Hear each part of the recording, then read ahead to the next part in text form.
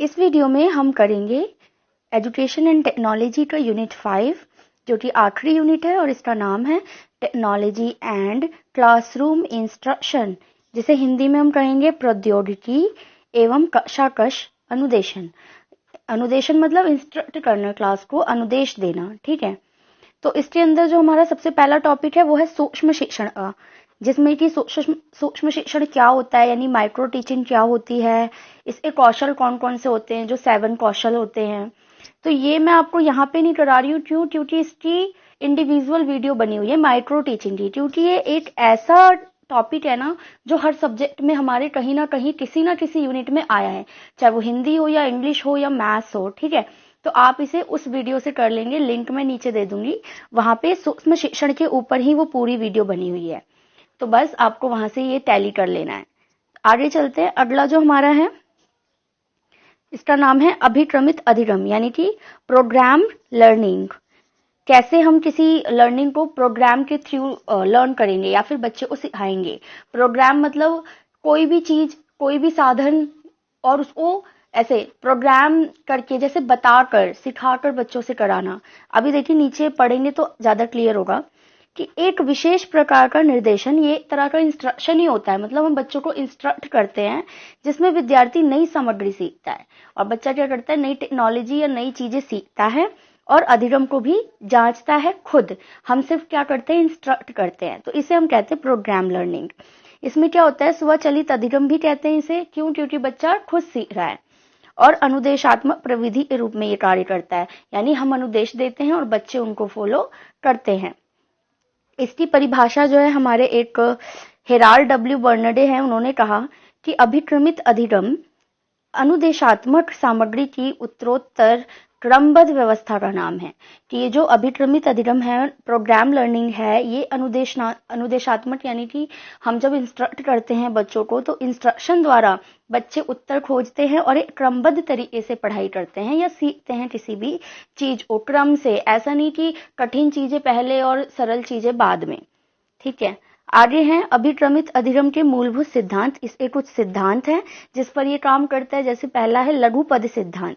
लघु पद सिद्धांत का मतलब ये होता है कि यहाँ पर कोई भी सामग्री या विषय वस्तु को छोटे छोटे पदों में बांटकर पढ़ाया जाता है या पढ़ा जाता है। यानी कि कोई भी टॉपिक है या फिर यूनिट है तो उसको छोटे छोटे टुकड़ों में, छोटे छोटे सब टॉपिक्स में बांटकर पढ़ते हैं, तो ये इसका सिद्धांत है। तत्काल प्रतिपुष्टि का सिद्धांत, यानी कि तुरंत फीडबैक मिलता है इसमें। जैसे ही बच्चा पढ़ेगा वो समझ लेगा, या उसको कुछ समझ में नहीं आया तो वो फीडबैक देगा और पूछेगा। उसके बाद सक्रिय अनुक्रिया का सिद्धांत, ये हमेशा सक्रिय, इसमें बच्चे जब प्रोग्राम लर्निंग कर रहे होते हैं तो वो एकदम एक्टिव रहते हैं। स्वगति सिद्धांत, इसमें गति से कार्य चलता है। मूल्यांकन का सिद्धांत, अंत में क्या होता है कि मूल्यांकन भी किया जाता है कि बच्चे ने कितना सीखा।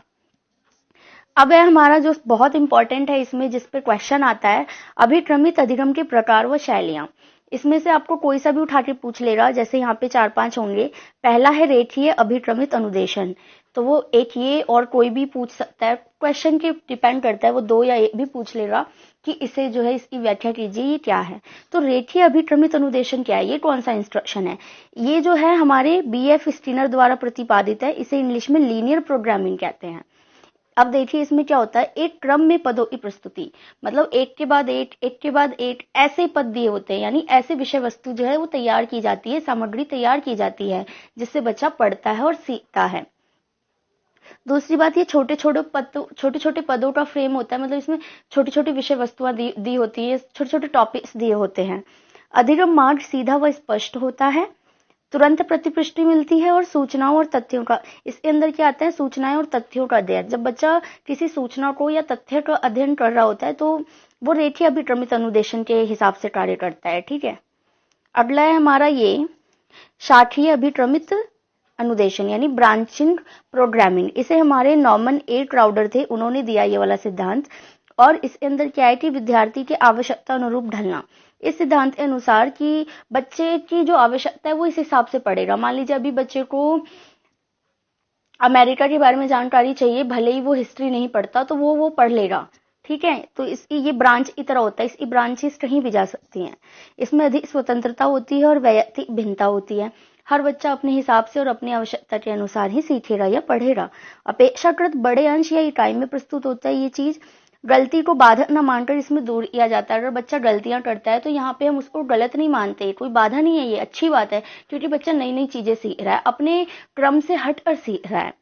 अधिक वर्णन और व्याख्या में ये सहायक होती है। तीसरा है अवरोह अभिक्रम, इसे इंग्लिश में कहते हैं मैथेटिक्स प्रोग्रामिंग, जिसे थॉमस एफ गिलबर्ट ने दिया और कहा कि व्यवहार की निपुणता पर बल। ये जो अवरोह अभिक्रम है ये किस पर बल देता है? व्यवहार यानी बिहेवियर में पॉजिटिव चेंजेस लाने पर। कठिन कौशलों के शिक्षण वांछित व्यवहार निर्माण में उपयोगी। इसमें कठिन कौशलों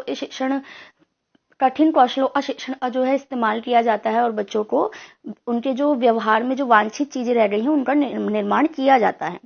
इसमें क्या होता है कि अभ्यास द्वारा निपुणता लाई जाती है, क्योंकि बहुत कठिन होता है तो बार बार प्रैक्टिस कराई जाती है। सामग्री का विस्तृत विश्लेषण, किसी भी सामग्री का इसमें बहुत ही ज्यादा विश्लेषण किया जाता है, बहुत ही ज्यादा विस्तृत होता है। ठीक है, आगे हमारा चौथा विद्यार्थी नियंत्रित अनुदेशन यानी कि लर्नर कंट्रोल्ड इंस्ट्रक्शन। इसमें क्या होता है कि पूरा कंट्रोल लर्नर के हाथ में होता है। विद्यार्थी अपने अधिगम पथ चुनते हैं, विद्यार्थी खुद चुनते हैं कि उन्हें क्या पढ़ना है।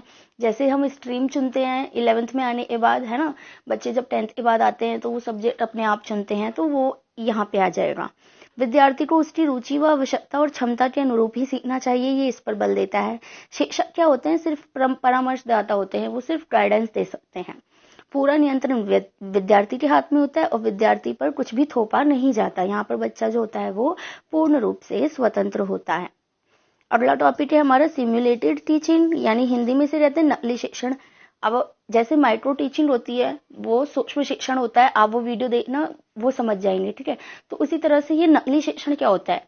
ये होता है वास्तविक शिक्षण का प्रदर्शन। यानी जब टीचर ट्रेनिंग हो रही होती है तो वो डायरेक्ट किसी स्कूल में जाके पढ़ाने नहीं लगते, उससे पहले वो खुद नकली टीचिंग करके खुद को जो है निपुण बनाते हैं पढ़ाने में। जैसे रोल प्ले की तरह ये कृत्रिम रूप से पढ़ाना होता है। इसमें क्या होता है कि शिक्षक यानी छात्र अध्यापक जो है शिक्षण कौशल व व्यवहार में कुशलता लाता है। मान लीजिए किसी भी ट्रेनर में या फिर छात्र अध्यापक में कोई कमी है तो वो क्या करेगा? पुपिल टीचर अपने अंदर उस कमी को दूर करेगा इस थ्रू, जो कि माइक्रो टीचिंग में भी होता है। एक छात्र अध्यापक शिक्षक की व अन्य छात्र भूमिका में होते हैं। ठीक है, जो आपका एक पुपिल टीचर होगा वो टीचर होगा और बाकी जो उसके पुपिल टीचर होंगे वही क्या बन जाएंगे? उसके स्टूडेंट, क्योंकि आपके पास स्टूडेंट तो होते ही नहीं है, अभी आप ट्रेनिंग कर रहे हो, तो आपके जो फ्रेंड्स वगैरह है वो आपके छात्र बन जाएंगे और आप उनको पढ़ाएंगे नकली तरीके से। शिक्षण प्रशिक्षण में उपयोगी, ये टीचर ट्रेनिंग में बहुत ही सहायक होता है, तो सिमुलेटेड टीचिंग इसको कहते हैं। अगला है कंप्यूटर सहायक अधिगम यानी कंप्यूटर एडेड लर्निंग, यानी कंप्यूटर के द्वारा हमें पढ़ाना या बच्चों को पढ़ाना। तो कंप्यूटर द्वारा अधिगम होता है, ये नया है, नवाचार है बहुत ज्यादा, यह अत्यंत आधुनिक व प्रगतिशील है। एक शिक्षक व छात्र की तरह कंप्यूटर और छात्र होता है। जैसे टीचर को रिप्लेस कर दिया जाए तो वहां पे कंप्यूटर रख दीजिए तो भी काम चल जाएगा। कंप्यूटर सहायक अधिगम वह है जिसके अंतर्गत विद्यार्थी तथा कंप्यूटर के बीच एक ऐसी अंतःक्रिया चलती रहती है जिसके परिणाम स्वरूप विद्यार्थी अपनी क्षमताओं तथा अधिगम गति का अनुसरण करते हुए अधिगम उद्देश्य की प्राप्ति करता है, यानी कंप्यूटर की सहायता से वो अपना अधिगम अर्जित करता है। इसके अजम्पशन क्या क्या है, मान्यताएं क्या क्या है? कि ये एक साथ अनेक विद्यार्थियों को पढ़ा सकता है, अनुदेश कर सकता है, विद्यार्थियों की उपलब्धि का रिकॉर्ड रख सकता है, विधियों व तकनीकियों के प्रयोग में विविधता लाता है और समय की भी बचत करता है। आगे हम पढ़ेंगे विभिन्न तकनीकियां कि ये जो हमारा कंप्यूटर एडेड लर्निंग है इसके अंदर कौन कौन सी टेक्निक्स आती हैं। तो सबसे पहला हार्डवेयर आता है, इसका सॉफ्टवेयर आता है और कोर्सवेयर। तो ये हार्डवेयर और सॉफ्टवेयर तो आप पहले ही पढ़ चुके हैं। रही बात कोर्सवेयर की, तो इसमें प्रोग्रामर्स आते हैं, वे लोग जो प्रोग्राम्स बनाते हैं या एप्लीकेशंस बनाते हैं, तो उन्हें हम कोर्सवेयर कहते हैं। आगे चलते हैं types of computer aided learning. तो ये कितने टाइप्स के होते हैं ये हम पढ़ेंगे इसमें। जैसे पहला है सूचनात्मक कंप्यूटर सहायक अधिगम, यानी कि इंफॉर्मेशनल, इससे जितनी भी सूचनाएं हैं हमें मिल जाती हैं। दूसरी बात ड्रिल या अभ्यास कार्यक्रम, इसमें हम अपना ड्रिल या फिर अभ्यास कार्यक्रम जो भी है हम प्रैक्टिस जो है वो हम कर सकते हैं। थर्ड थिंग ट्यूटोरियल्स मीन्स कुछ ट्यूटोरियल्स मतलब जैसे और ट्यूटोरियल क्लासेस होती हैं वो हमें प्रोवाइड कर देता है ये, ठीक है। आगे खेल, हम एजुकेशनल गेम्स बहुत सारी खेल सकते हैं। आप देखते हैं कई सारी ऐसी एप्लीकेशंस हैं जिसके माध्यम से हम वोकैब सीख रहे होते हैं। बच्चे, जो छोटे छोटे बच्चे हैं वो कहानियां सीखते हैं, बहुत सी चीजें हैं जो आप इस पे सीख सकते हैं। 5वीं चीज है समस्या समाधान का अनुदेशन, यानी कोई भी प्रॉब्लम हो उससे रिलेटेड क्या सॉल्यूशंस हो सकते हैं ये भी हमें प्रोवाइड करता है कंप्यूटर एडेड लर्निंग। अब आगे है शिक्षा में कंप्यूटर की भूमिका, कि जो ये कंप्यूटर है इसकी शिक्षा में क्या भूमिका है। बहुत ही इंपॉर्टेंट टॉपिक है ये। सबसे पहला पूछताछ अधिकारी अथवा मार्गदर्शक, कि जहां पर हमें पूछताछ अधिकारी की या गाइडेंस की जरूरत होती थी, अब हमारे इस कंप्यूटर ने उसको रिप्लेस कर दिया है। दूसरा ट्यूटर की भूमिका, जैसे ट्यूटर होता है, ट्यूशन टीचर होता है, पर्सनली हमें पढ़ाता है, तो आज हमारे पास कंप्यूटर है, हम उससे कुछ भी क्वेश्चन पूछेंगे वो हमें आंसर करेगा। तो ये role of a good tutor भी अपना प्रोवाइड करता है। समस्या समाधान, किसी भी प्रॉब्लम के बहुत सारे सॉल्यूशन देता है। ड्रिल या अभ्यास करना, आप प्रैक्टिस कर सकते हैं। स्व अधिगम का अवसर है आपके पास कंप्यूटर, आप जब चाहें आपके हाथ में है, आप रात को चाहें दिन में चाहें जब चाहें आप पढ़ाई कर सकते हैं। भाषात्मक कौशलों का विकास होता है, इसमें लैंग्वेज स्किल्स आती हैं। पुस्तकीय बोझ को कम करता है, क्यों? क्योंकि कंप्यूटर के अंदर ही पूरी की पूरी लाइब्रेरी समाई हुई है, बल्कि दुनिया भर की, ठीक है। विद्यालय प्रबंधन में सहायक, यानी स्कूल मैनेजमेंट जितना भी होता है, प्रोग्राम्स, कार्यक्रम, रिकॉर्ड, तो इन सब में जो है हमारा कंप्यूटर काम करता है। अगला है वर्चुअल क्लासरूम, यानी कि अवास्तविक कक्ष, मतलब एक रूम में सभी लोग ना होते हुए भी कैसे हम एक क्लास का इन्वायरमेंट बनाते हैं वर्चुअली, जैसे गूगल मीट वगैरह पे हम लोग करते हैं ना क्लासेस, बिल्कुल वही चीज है ये। कि वास्तविक कक्षा शिक्षण का प्रतिरूप होता है ये, जैसे रियल में क्लास लगती है ना, उसी का प्रतिरूप होता है। साइबर कक्षा, जहां पर विद्यार्थी व अध्यापक एक साथ उपस्थित होते हैं, ठीक है, और पारस्परिक अंतरक्रिया करते हैं। जो भी हम क्लासरूम में करते हैं वो सारी चीजें हम वर्चुअल क्लासरूम में भी करते हैं। वेब आधारित होती है ये शिक्षण अधिगम वातावरण, जो गंतव्य स्थान पर जाए बिना आपको उन गतिविधियों में शामिल करती है। मतलब मान लीजिए कॉन्फ्रेंस या फिर कोई क्लास बहुत दूर हो रही है, स्कूल बहुत दूर है, तो वहां आप ना जाते हुए भी उसमें शामिल हो जाते हैं। इसके लिए विभिन्न एप्लीकेशंस भी हैं, जैसे गूगल मीट हो गया, जूम हो गया, है ना, तो ये वर्चुअल क्लासेस देते हैं हमें। अब इसके लाभ की बात करें तो जो भी ऊपर पड़ा वो लाभ ही है। ये बहुत ही लचीली प्रणाली है, ये कार्य के साथ साथ अध्ययन में सहायता देती है, मतलब आप अपना कोई काम भी कर सकते हैं, साथ ही साथ लर्निंग कर सकते हैं। ये नवीन प्रणाली है, बहुत ही न्यू है। आलोचना, प्रताड़ना व मजाक का भय नहीं होता यहाँ पे, क्योंकि आमने सामने नहीं होते। समय व शक्ति की भी इसमें बचत होती है। अगर सीमाएं की बात की जाए तो लचीलेपन का गलत उपयोग किया जा सकता है। क्लास में बच्चे तो हैं लेकिन टीचर को नहीं पता कि वो उनका ध्यान कहाँ है, वो रियल में है भी या नहीं। तो सर्वांगीण विकास में बाधाएं आती हैं, क्योंकि सर्वांगीण विकास तो तभी होता है ना जब बच्चों से आप वास्तविक रूप से मिलेंगे, तो उनका भावात्मक, ज्ञानात्मक सारे विकास होते हैं। तो वास्तविकता से ये परे होता है। वर्चुअल क्लास है तो वर्चुअली होगा, मतलब एकदम रियल तो नहीं हो सकता। अगला टॉपिक है सतत एवं व्यापक मूल्यांकन। तो मैं बता दूं कि ये सतत और व्यापक मूल्यांकन हम पहले भी बहुत बार कर चुके हैं, कई बार किया है हमने, तो मैं इसको यहाँ पे ज्यादा एक्सप्लेन नहीं करूंगी। और इस सिलेबस में, हमारे ईटी के सिलेबस में सतत और व्यापक मूल्यांकन का अंतर और ये सारी चीजें नहीं पूछी हैं। तो इन्होंने बस इतना पूछा है कि सतत और व्यापक मूल्यांकन में प्रौद्योगिकी की क्या भूमिका है, टेक्नोलॉजी की भूमिका क्या है हमें जब हम मूल्यांकन करते हैं तब। आप चाहें तो सतत और व्यापक मूल्यांकन अदर सब्जेक्ट्स में भी पढ़ेंगे, ये हर सब्जेक्ट में टॉपिक है, जैसे माइक्रो टीचिंग है ना, बिल्कुल वैसे ही। तो सब अब हम इसे ये पढ़ लेते हैं, role of educational technology in CCE. तो सबसे पहला कि आवश्यकता अनुसार शिक्षण विधियों की प्रभावशीलता व उसमें परिवर्तन की आवश्यकता की जानकारी, कि जब आप मूल्यांकन करेंगे तो आप उसके अनुसार और प्रभावशीलता लाने के लिए आप अपनी टेक्नोलॉजीज में चेंजेस लाएंगे।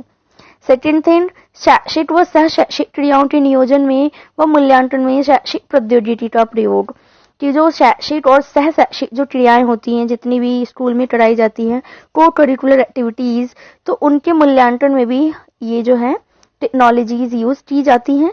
सतत व व्यापक मूल्यांकन का रिकॉर्ड रखने के लिए भी हमें क्या चाहिए, टेक्नोलॉजी। विद्यार्थी अपना प्रोजेक्ट कार्य शैक्षिक प्रौद्योगिकी से ही करते हैं, जिसका फिर मूल्यांकन किया जाता है बाद में। अगला है विद्यार्थी की उपलब्धि की जानकारी अभिभावकों को देना। आप कैसे देंगे? टेलीफोन करेंगे, कंप्यूटर से देंगे, मैसेज करेंगे, तो ये भी तो टेक्नोलॉजी हुई ना। ऑनलाइन परीक्षा द्वारा मूल्यांकन लेना, स्वयं मूल्यांकन में सहायक भी ये होती है टेक्नोलॉजीज। अगला और लास्ट टॉपिक है कि विभिन्न विषयों के शिक्षण में सूचना एवं संप्रेषण तकनीकी का प्रयोग। तो सबसे पहली बात कि ये संप्रेषण तकनीकी क्या है, ये हमने संप्रेषण वाली यूनिट में बहुत अच्छे से कम्युनिकेशन किया था, फिर भी मैंने यहाँ पे सबके नाम लिख दिए हैं कि कम्युनिकेशन की जो टेक्निक्स हैं वो है आपकी पुस्तक हो गई, पत्रिका, ये पुरानी तकनीक्स हैं। अध्यापक, चार्ट पेपर, चित्र, मानचित्र, poster, radio, television, projector, tape recorder, चलचित्र, video, camera, laptop, application, software, multimedia, email, internet conference, e learning और वर्चुअल क्लासेस। तो इसमें मैंने सारा लिखा हुआ है, ये सभी जो है हमारी संप्रेषण तकनीकें हैं। तो ये बताइए कि अब इनके विषयों में, विषय के शिक्षण में इनका क्या रोल है। जैसे अगर मैथ्स पढ़ना है तो इनका क्या रोल है ना। तो नैतिक शिक्षा पढ़ते हुए नैतिक मूल्यों की हम फिल्म दिखा सकते हैं, कहानी दिखा सकते हैं। इससे क्या होगा, ये टेक्नोलॉजीज यूज कर ली हमने और नैतिक शिक्षा भी पढ़ा दिया। इसी तरीके से पर्यावरण शिक्षण अगर हमें करना हो तो हम वीडियो दिखा सकते हैं एनवायरनमेंट से रिलेटेड, कोई चित्र दिखा सकते हैं, कोई मूवी दिखा सकते हैं, जैसे कि गति, समय और पाचन तंत्र का हम चार्ट पेपर दिखाएंगे या फिर फिल्म या फिर प्रोजेक्टर पे दिखा के समझाएंगे कि खाना कैसे पचता है, तो बच्चे अच्छे से सीखते हैं। सामाजिक अध्ययन की अगर बात करें तो बच्चों को हम चित्र दिखाएंगे, वीडियो दिखाएंगे, जिससे कि पृथ्वी और ऐतिहासिक इमारतें वगैरह हम दिखा सकेंगे बच्चों को। पृथ्वी का जो घूर्णन और प्रतिक्रमण की जो होती है प्रक्रिया, वो बच्चा कैसे समझेगा जब हम वीडियो में दिखाएंगे बच्चे को। गणित शिक्षण में कैसे सहायक आते हैं ये, आप चित्र, चार्ट पेपर, प्रोजेक्टर, एबेकस, इन चीजों को दिखाकर बच्चे जो है गणित भी इजीली सीख लेते हैं, जैसे जमा घटा हो गया, आकृति जो 3D शेप्स होती हैं वो। और कला शिक्षण जो है हमारा आर्ट एजुकेशन, इसमें बच्चा सृजनात्मक विकास करता है। कैसे, अगर हम उनको चित्र, वीडियो, फिल्म दिखाते हैं तो इससे बच्चे की सृजनात्मक शक्ति भी बढ़ती है और कला शिक्षण में मदद मिलती है। तो कैसे टेक्नोलॉजी जो है हमें रिलेशन है उसका पढ़ाने से, टीचिंग से, बेसिकली ये पूरा यूनिट उसी के ऊपर था। तो यहाँ पे जो है यूनिट 5 ET का ये भी खत्म होता है।